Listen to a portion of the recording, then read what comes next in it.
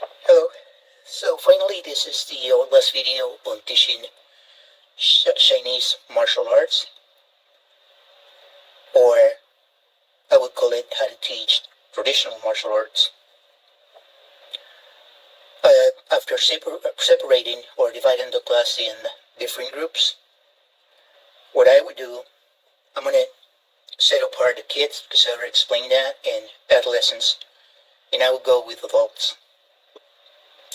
At certain points, we, as adults, and probably as teenagers, we have listened to different stories about energy, about how efficient is traditional martial arts when it comes to ending up a fight, flying, high jumping, etc. And that may or may not be true, but it's very hard to prove, and it is very hard for people that have not experienced that to believe it. So I would set that apart. Not my beliefs, not whatever I've seen. If I've seen, like in my case, I saw this gentleman breaking a coconut, a green coconut. I'm not talking about the seed of the coconut per se, which is the brown part, but the whole thing with one finger. I saw that the guy was from Vietnam. That said, I would put that apart. I don't tell that story to a lot of people because they're not going to believe it. And that requires a lot of training, a lot of effort, and a lot of practice. So I would put that apart. Not my beliefs or my understandings, but teaching that. I would be very picky as to who I talk to about those type of things. And what I would teach is stuff that works. I start with a warm-up for about 30 minutes, a proper warm-up. There are videos on how to warm up for a martial arts class. You can pick and choose, so you probably already know it. And then after that, I would dedicate part of the class or a whole class. Say that you have 5 classes during the week. I would implement 2 or 3 classes, not on the very same day, because some people get bored of practicing with a partner, or they just learned one portion and the other one learns the other portion. So when one of them doesn't come to class, then there's a problem, because there's one person that doesn't know the other part, or vice versa. So I would rotate the class, like shift when I teach forms, when I teach weapons, and when I teach partnering and sparring. And I would make it as fun as possible, and I would explain why I think it works, and I would encourage students to not be that creative, because they're going to start making up stuff that doesn't work and they can get injured, but encourage ideas as to how that could work. It is your responsibility to know what works, what doesn't, what works in a form, or a taolu, a kata, or a pumse, etc., and what doesn't. Or, let's put it this way, what would be more efficient in a confrontation.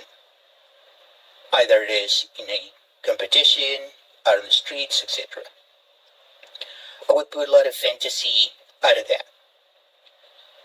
Like finger stabbing, for example. If you don't have a trained hand, you can break your fingers. So that may work for soft points, but chances are that you're going to hit something hard, like a knee, an elbow, a head, top of the head, and then you're going to be in trouble. Or the person's going to be in trouble, whoever is applying that technique. This is just an example. I'm not saying it doesn't work, nothing. I'm just setting an example of things that may occur or may not occur. Then, when it comes to forms, I would teach 6 movements per week. And I would understand movement, not a series of techniques, but one technique at a time. Say that you're doing Chinese martial arts, and then you go, for example, this is not a regular movement and just making stuff up here for the sake of the example. And then you go 1, 2, and 3 or whatever. Or you go 1, 2, 3. 6 movements with 6 steps, meaning I would teach 6 techniques. Hands first, feet later, meaning right after that, after each technique. And then I put that together. That's how I used to train, and it worked for me. Because correcting the whole thing for a person that is not used to that particular form, movement, or etc. is hard. It's easy for you because you already know it, but it's hard for people that have never done that before. So I would divide my teaching into 6 movements. And then I would subdivide that into upper part, and then lower part of the body, meaning stepping, stances, etc. And then I would put that together. I would not, for the rest of the week, I would just correct that. Be on top of the details, on top of why that works and why is that supposed to be done that way. Some students are going to get bored, doesn't matter. You have to have a line of teaching your method, your specifics in teaching. However, if your teaching is for people, you're not teaching, it's not worth it that you're going to be expanding 6 classes a week and then you have to just do people practicing with you. The idea, for whatever the reason, say that you want to expand the art, or do you want to teach because you want to live out of that, or whatever ethics, philosophy, reasons in general, you need students. And remember this, what I always said is that bad, meaning lazy, and regular students pay for the class of the very good and good students, meaning you have to have them both. You cannot just have very good students. Otherwise, how many good students out of, for example, 20, 25, 30 can you have? Out of those, around 5% or less. That's studied, I'm not making stuff up. So that's what I would do. I don't want to extend, myself in this particular topic, because it's very simple. As far as conditioning, make it down to earth. I've seen in this particular week conditioning teaching, somebody was teaching some conditioning, wrongly hitting a pole, meaning wood, like a big pole, with the inner part of the shoulder. What is that for, in the first place? And how can you not injure yourself if you hit that wrongly? If you touch your shoulder right here, you're going to feel the very joint, bones, tendons, and if you push harder, it hurts. And that's the insertion of the muscles, chest muscles, etc.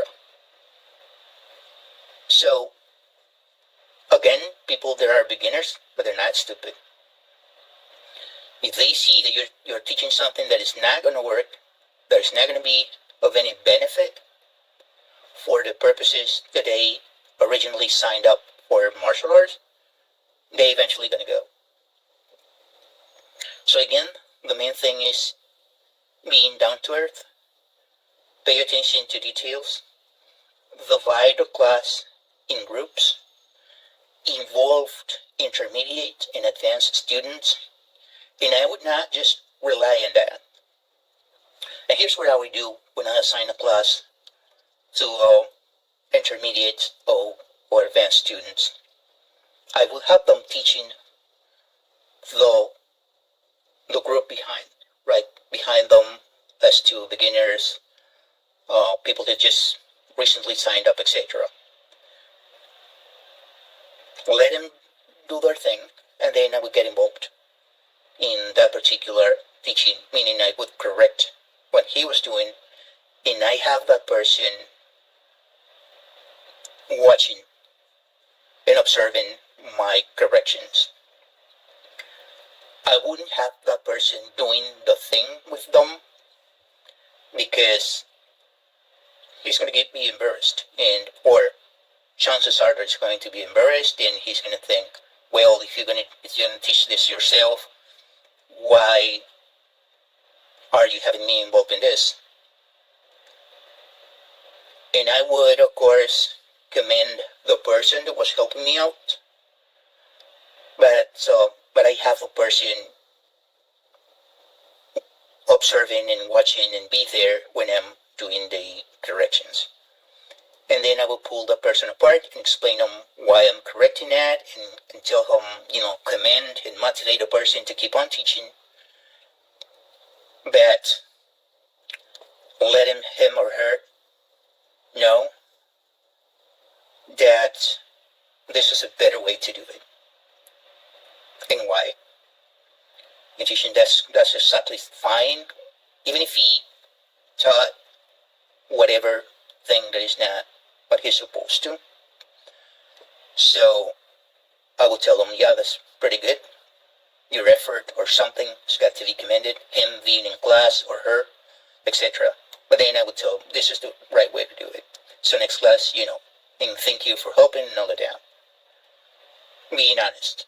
I mean, the person doesn't have to teach for you. You spend time coming here. You stop training him or herself to help you out. That's it.